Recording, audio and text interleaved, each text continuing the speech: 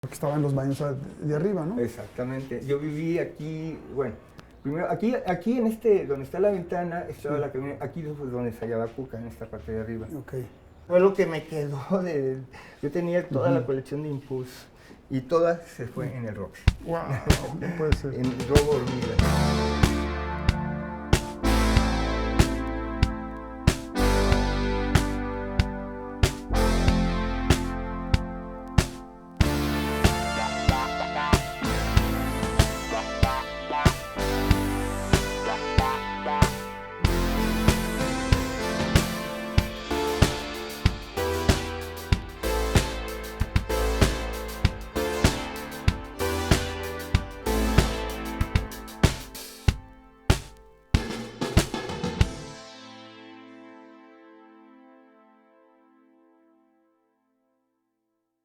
Hola, ¿qué tal? Yo soy Enrique Blanc y me da muchísimo gusto participar en esta serie llamada Voces del Siglo y sobre todo pues platicar con Rogelio Flores Manríquez, nombre completo, quien es uno de los promotores, gestores culturales de esta ciudad de Guadalajara más activos desde hace 5 décadas, en algún momento empresario, en algún otro galero, como se le suele decir, melómano incurable, Definitivo. amante de la gastronomía, amante de Nueva York, Totalmente. entre otras cosas, y un querido amigo.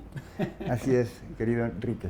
Gracias y digo, qué honor y qué placer, la verdad. Oye, pues digo, tu vida con muchos vericuetos, con muchas labores, con desarrollo en distintos campos, pero hay un rincón que es el que más a mí me queda oscuro, que es, naces en la Ciudad de México, ¿y Así qué es. pasa entre el momento en el que naces y el que ya vienes a establecerte en el 79 aquí a Guadalajara? ¿Dónde transcurre tu infancia, tu adolescencia? Mira, mi infancia, adolescencia transcurre en Satélite, una colonia al norte de la Ciudad de México, muy particular, de ahí son los Tacubos inclusive. En aquel momento, te estoy hablando de los 60 más o menos, pues tenía muchas inquietudes, definitivamente. No había mucho donde conectarse, en este caso a la música. Había 2 estaciones de radio, más que nada era el canal adecuado para poder escuchar música nueva, ¿no? Yo llego a Guadalajara en el 80, 1980. Okay. Dime, bueno, pero habías venido antes, ¿cuál es como el recuerdo más remoto que tengas de la ciudad de Guadalajara? Unos amigos de la familia, una gente muy cercana a la familia, vivían en Chapalita, en Parque Juan Diego.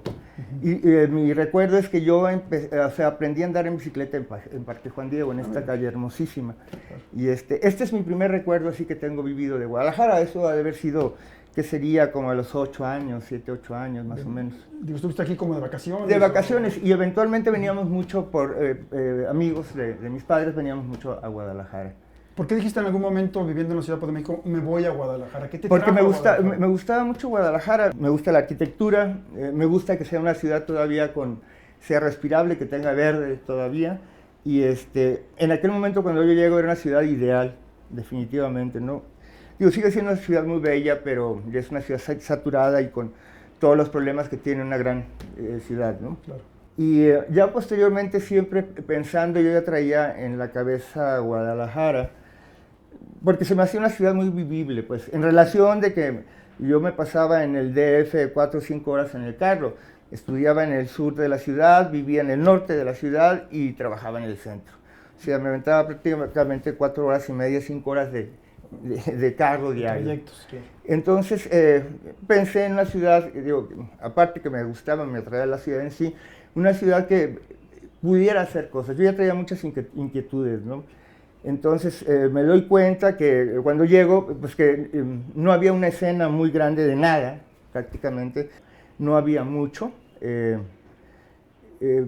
Digamos, la parte musical que recuerdo en aquel momento, pues ¿quiénes eran los grupos? Estaba Sombrero Verde, eran grupos clase medieros, Sombrero Verde... De fiestas, básicamente. De fiestas, de reuniones, de escuelas y demás, ¿no? Sí.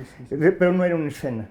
Había otra escena un poquito más escondida, que era casi del otro lado de la calzada, que eran grupos como, ya existía Sedición, Fungus, que era un grupo de metal, Sí. 2 o 3 grupos de punk, pero no existían lugares. Yo me acuerdo que yo iba medio buscando conciertos y demás, y donde se hacían estos conciertos, que eran casi todos los domingos, era en el Club de Leones, que era esta casa que estaba en López Cotilla y Pavo. Okay. Y era muy padre porque, digo, para mí era un mundo totalmente nuevo, era gente que regularmente no los ves en la calle, todos iban con sus mejores galas, entonces era así como, pues era una pequeña escenita, ¿no? Bueno, ya estando aquí empecé a hacer conciertos en distintos puntos, empecé a apoyar algunos grupos, me vi involucrado con algunos grupos de música. ¿Esto más o menos a la par de que abriste una tienda de discos? Bueno, sí, recuerdas que bueno. Sí, esto fue a la par de la tienda de discos. Tuve una tienda de discos. ¿Qué se llamó? Beat Gallery. Okay. ¿Estaba dónde? En Plaza México. Okay. Era una tienda especializada básicamente en jazz, en arte y arquitectura. O sea, eso era, digamos, mi interés en aquel momento. Sí. Esa tienda me llevó sin querer a conocer a mucha gente. O sea, todos los melómanos que después unos grandes amigos pasaron por ahí. Y entonces, a la par de eso tenía un programa de jazz en la XJB. Y ya estabas un poco con la idea de hacer gestión cultural también, o hacer eventos. Pero creo que hay un momento como muy importante que a mí me gustaría que lo relataras, que es tu encuentro con Paco Barreda. O sea, ¿cómo se encuentran Paco Barreda y Rogelio Flores? Es interesante. De ese encuentro que luego cristaliza en Magritte. En la Galería Magritte. Yo a Paco lo conozco dándole un ride un día a Juan José Doñán, sí, que era compañero de la estación, a su casa. Él era roomie de Benito Zamora, vivían acá por Villa Universitaria. Entonces... era cuñado de Paco. Paco. O sea, me hice muy amigo de Benito. O sea, ahí conocí a Benito y nos hicimos grandes cuates. De hecho, fue mi primer gran amigo, Benito Zamora.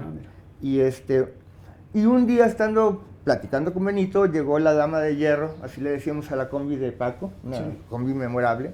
Sí, ¿existe por ahí? No, ahí transportamos desde Radiohead hasta Manu Chao, Mano Negra, o sea... Claro. La combi verde, ¿no? ¿Verde es? No, era beige. Naranja, y después la pintó de beige, efectivamente. Sí, y bueno... Ahí nos hicimos muy amigos, coincidimos en muchas cosas, le gustaba mucho la música, tenía muy buen ojo para el arte, era muy buen fotógrafo, excelente fotógrafo. Por ahí tengo una fotografía. Y artista también. Y artista, o sea, era un tipo con una sensibilidad impresionante, ¿no? O sea, de hecho todo lo que hacía Paco lo hacía muy bien, tenía mucho talento. Él, como era fotógrafo, él visitaba muy seguido los estudios de todos los pintores para hacerles registro de su obra. Entonces ahí fue donde yo lo acompañaba, ¿no? Ahí fue donde empecé a conocer esta escena emergente en aquel momento, que fue la que inició Magritte. Que se inaugura en 1983, finales. Si mal no recuerdo. Ya de ahí pues empezamos a darle espacio a mucha de esta gente que después llegó a ser ya pintor de carrera en forma, ¿no? O sea, pasaron muchas gentes. Originalmente estaba en Lerdo de Tejada entre Juan Triste Alarcón y Miguel Ángel Cervantes Saavedra, una casa de los 50 muy padre. Y digamos, otra cosa que fue interesante, dado el grupo de gentes que nos empezamos a hacer cuates y demás, algunos ya traían muchas inquietudes musicales, y había un cuartito atrás en Magritte que se las empecé a prestar a ciertas gentes, a ciertos grupos para ensayos. Del 83, 84 al 86 estuvimos ahí en Lerdo de Tejada. En el 86 ya Paco me dice, ¿sabes qué? Yo me quiero clavar más, porque empecé a hacer arte objeto y otras cosas. Sí, claro. Entonces yo me traje la galería a Justo Sierra. Ese fue mi paso anterior al Roxy. Fue del 86 al 89, el Roxy se inaugura en el 90, más o menos. Yo recuerdo que, en la segunda mitad de los 80, una de las posibilidades que había en la vida cultural de Guadalajara, donde podías acercarte, era ir a las galerías de arte. Es decir, hubo una especie como de boom con la Galería Clave, con la Galería Azul, con Alejandro Gallo, que me parece que Magritte sentó un precedente ahí como como muy importante. ¿Qué piensas? Digo, eran exposiciones muy peculiares, tú los has de recordar, teníamos música siempre, era un ambiente muy festivo, un ambiente de fiesta, era muy... Era un happening Era un social. happening, efectivamente. Y fue muy interesante, digo, porque hubo mucha interacción con muchos artistas de distintas disciplinas, pues. Entonces, eso nos animó a poner el forito atrás. Porque de ahí se presentó desde, no sé, danza de cámara, teatro de cámara, las insólitas imágenes de Aurora se presentaron ahí, y digo, tuvo una vitalidad también por la parte digamos, no nomás de la pintura, sino en todo tipo de expresiones que pudieran caber en el forito, por ahí pasaron. Obviamente uno de los proyectos por los que más te reconocemos y te conocimos, creo que yo ahí te conocí, fue el Centro Cultural Roxy, Sí, ¿no? Que como ya habías mencionado, lo fundas en 1990. ¿No? ¿Qué te viene a la cabeza de repente ver ese cine viejo y decir, aquí se me ocurre? Yo iba en 1980, 1 de enero, muy simbólicamente, iniciando década, iniciando año. Me salgo a caminar, llegué a casa de unos amigos en el centro de la ciudad, el 8 de julio, frente al exconvento del Carmen, y el primer día me salgo a caminar al centro. Y el primer día descubro el Roxy, y me causa una sorpresa. Digo, bueno, ¿cómo es posible que se esté abandonado, teniendo evidente valor arquitectónico? Sí, estaba muy deteriorado, pero era un ejemplo de arquitectura mundial, no reconocido evidentemente por nadie porque se estaba desbaratando. Y 10 años después llegué ahí a establecerme, pero pasaron 10 años de que, digamos, que descubro el lugar y hasta que entro ahí. En esos 10 años, pues digo, pasaron muchísimas cosas. Tú eres parte también de esa escena, ¿no? Y al principio yo pido el permiso, voy al ayuntamiento, voy primero a hablar con el presidente municipal, un tipo sumamente conservador. Pues ya le explico que es un centro cultural para jóvenes, básicamente, que mi interés era, digamos, difundir cierta cultura que no era muy difundida en la ciudad, pues eso, que me dieran chance de trabajar. Esa fue mi principal guerra, mi lucha, porque no entendían esta cultura, las autoridades siempre estaban así como, no les gustaba el tipo de jóvenes que se juntaban en el Roxy. Entonces empezó una guerra que fue muy cansada y desgastante contra el ayuntamiento, o sea, el ayuntamiento contra mí. Y era así, cada 3, 4 meses me clausuraban, y el efecto dominó hacia atrás, tenía que empezar adelante. O sea, yo iba trabajando con una especie de círculo virtuoso, porque la lana que iba entrando se iba invirtiendo al siguiente concierto, no había lana. Entonces la publicidad estaba muy específicamente dirigida, muy bien dirigida, porque no había lana precisamente pero digamos, hacíamos flyers, ya sabíamos, identificábamos las prepas y las universidades con el público que más o menos nos interesaba, y siempre tuvimos mucho éxito con este tipo de publicidad. Después tuvimos una relación muy estrecha con Radio Universidad. Yo empecé a trabajar en Radio Universidad y bueno, ya fue una especie de maridaje interesante, digo, porque fueron también de mis defensores a ultranza, junto con el Siglo XXI, este nuevo periódico que nace más o menos en esa época, pues. Entonces, evidentemente estaba totalmente en línea en todo, porque cualquier pretexto era así para no cerrarlo, clausurarlo definitivamente. Yo ya sabía que siempre iba a tener problemas, entonces procuraba, bueno, siempre tenía todo en forma, o sea, todo estaba calculado, no me excedía ni en cupo, tenía un equipo de seguridad que no era de seguridad, yo decía de control, un grupo de control. Yo no quería que la policía entrara, eso me costó mucho trabajo, que no entrara la policía dentro del foro. Yo les decía, yo me hago cargo con mi gente de seguridad, gente de control, digamos, de la puerta hacia adentro, y ustedes de la puerta hacia afuera. Al principio, o sea, no me respetaron eso, y yo me acuerdo que en el concierto de Maldita Vecindad, ¿cuál fue? ¿Fue el del circo? No, fue antes todavía al del circo. El primer disco, pues se metieron los policías, ¿no?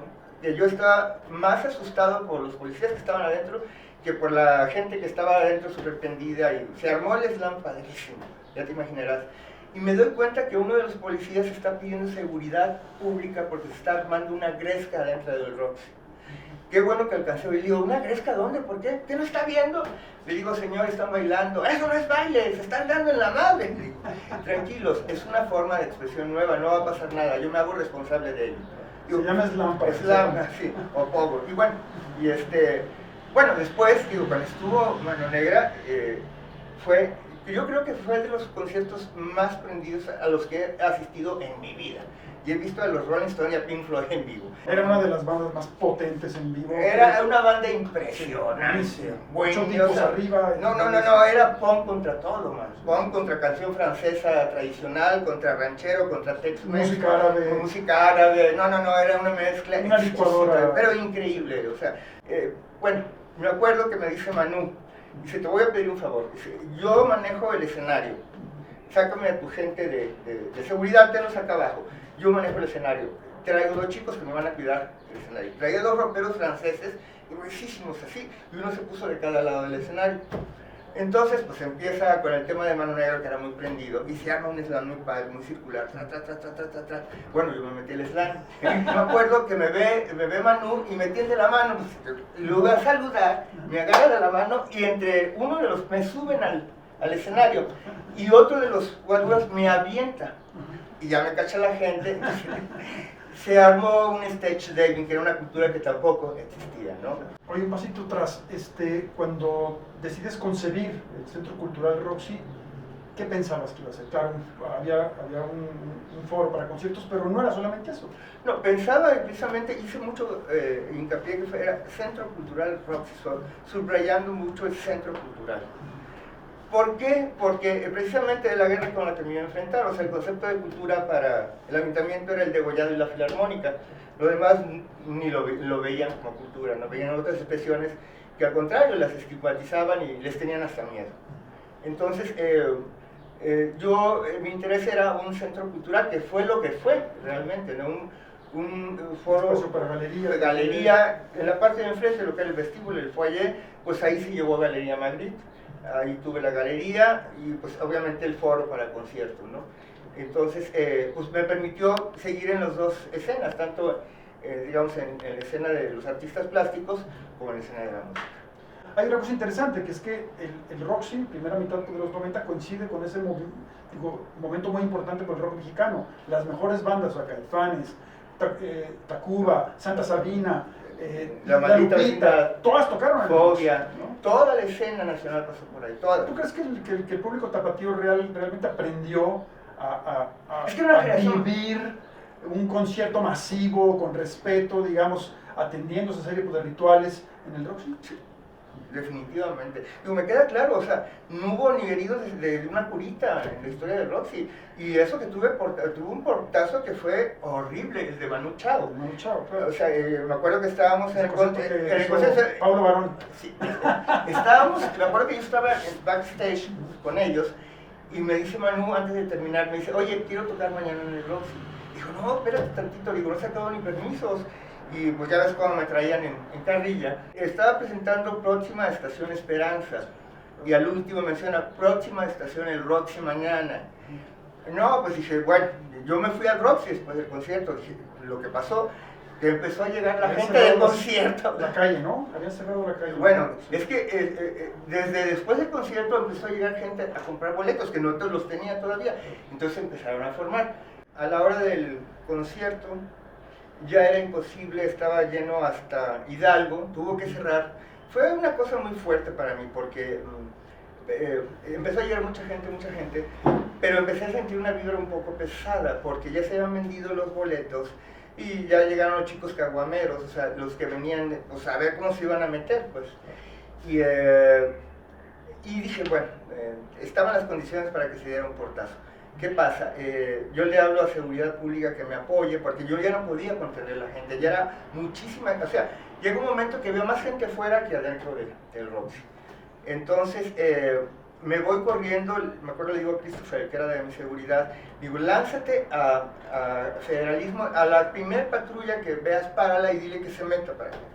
Pues nadie, o sea, hicieron un cinturón alrededor del Roxy, espantoso, o sea, de tal manera que nadie podía entrar ni salir. Entonces, pensando así como pues, que se hagan pedazos. ¿Por qué? empezó el rollo de que querían entrar por portazo, no los íbamos a permitir, por supuesto. Se arma, sí, una guerrita en que empujamos, no dejan entrar, y empiezan a sacar del camión de la bomba, del camión de la planta eléctrica, le empiezan a sacar gasolina, meterla a las caguamas, meter un pedazo de periódico, encenderlo, bombas molotov contra la taquilla. Me quemaron la taquilla, o sea, me quemaron parte de mi vida, en documentos, porque yo vivía en el Roxy, yo viví 5 años en el Roxy. Entonces yo vivía en la taquilla, y me acuerdo que dije, bueno, fue el incidente más fuerte que tuvimos, pero no hubo ningún herido. Oye, claro que el Roxy, mil cosas de las que se puede hablar, pero una muy en particular, porque no venían muchos grupos extranjeros, o sobre todo de la escena británica, estadounidense, pero vino Radiohead, por ejemplo, que me parece, bueno, The Cranes obviamente, pero Radiohead me parece que sí fue una visita que... Fue muy padre, muy en su momento además, ¿no? O sea, era en el momento que, pues era Pablo Honey, que fue el disco en aquel momento que los hizo mundialmente conocidos. Fue curioso porque ellos en la gira que vinieron a México les fue muy mal. En la noche del concierto que tuvieron en la Ciudad de México, decidieron que ese día se desbarataba Radiohead.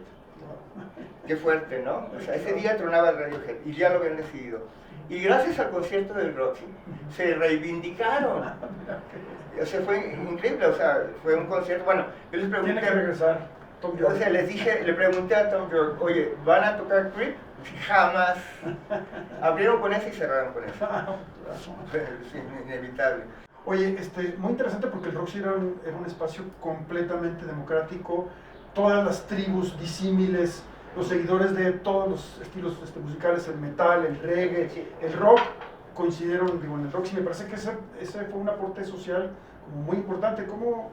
Fue muy interesante, mira, tengo una anécdota padre. En el concierto de Radiohead me llegaron chicos con bolsas de monedas de las que limpiar parabrisas a comprar el boleto, o chavos con American Express Gold Card. Ese era, digamos, los dos extremos sociales. O sea, era increíble porque creo que era el único lugar en la ciudad donde se daba esta mezcla social, y se daba de una manera muy armónica. Era una convivencia increíble. Yo tenía muchas amigas que iban solas al Roxy. Me acuerdo, había un grupo de chicas, eran aeromosas de Aerocanadá, y les tocó en un momento dado como base de Guadalajara. Eran como 7 o 8 chicas, y les encantaba ir al Roxy porque nadie se metía con ellas, nadie, digamos, sentía una libertad que todo el mundo la respiraba, y había una especie de respeto muy entendido entre todo el mundo y de camaradería increíble. Entonces, eso fue lo que siempre me llamaba la atención del Roxy, la diversidad de los grupos y de las tribus, pues. Este es un momento en el que Guadalajara, bueno, quizás un poquito antes, empieza a tener una gran transformación a nivel espectáculo. Empiezan a construirse foros, digamos, como el Hard Rock Live en algún momento, después vendría el Teatro Diana. O sea, ¿cómo has visto la transformación del espectáculo en la ciudad? Para mí fue muy fuerte cuando surge el Hard Rock, porque yo ya tenía, digamos, me acuerdo que el Hard Rock surge en septiembre. Yo ya tenía programados 5 conciertos, y total que se me cae toda la programación de ese año, los 4 o 5, porque los recontrata Hard Rock Live. O sea, me bajan todos los conciertos, yo habiendo firmado contratos y demás, con unas gentes sí, con otras no. Apocalíptica, que ya lo tenía, les ofrecieron el doble de lo que yo estaba ofreciendo. O sea, para mí fue muy difícil. Y yo había estado empezándome a sentir un poquito cansado, desgastado, seguía la guerra contra mí de parte de las autoridades. Entonces ya ahí empecé a aflojar un poco, pues. Pero finalmente hago un recuento, fueron más de 1,100 y pico de eventos en el Roxy, imagínate. Siendo un pionero de los espectáculos, de los eventos culturales en Guadalajara, ¿cómo has visto el desarrollo en los últimos años con ya, digamos, esta oferta en principio como de foros, ¿no? que por ende pues, se genera también como una oferta de espectáculos? No, definitivamente, ya es otra Guadalajara en ese aspecto. Creo que ya existe, digamos, una cultura de buen nivel, ya las buenas bandas están pasando ya naturalmente por Guadalajara, ya forman parte de los circuitos. Digo, ahorita la oferta cultural de la ciudad es riquísima. Y en el ramo que quieras, o sea, bueno, teatro es el patito feo, pero todas las demás expresiones, hay danza contemporánea, música no se diga, jazz es impresionante el número de grupos que ya hay en la ciudad. O sea, digo, ya hay una escena muy viva, ¿no? Y hay muchos foros de alguna manera, y ya no existe tanto prejuicio por parte de las autoridades, ¿no? Las cosas están cambiando definitivamente. Digo, ya que el Guadalajara no queda mucho. Si tengo nostalgia hacia ello, pues la verdad no, la verdad no, creo que disfruté mucho cada paso, mi tiempo por el Roxy, pues digo, fue un sueño que se convirtió en pesadilla en algún momento dado, ¿no? Y fue muy desgastante también. Ya al final ya no quería que eso se nos saliera de la ratonera finalmente, porque era mucho el hostigamiento, no había lana, digamos, ya seguir adelante era muy pesado. Y digamos que ya las cosas se acomodaron de tal manera que pude seguir haciendo actividad, o sea, dentro de la escena cultural, pues.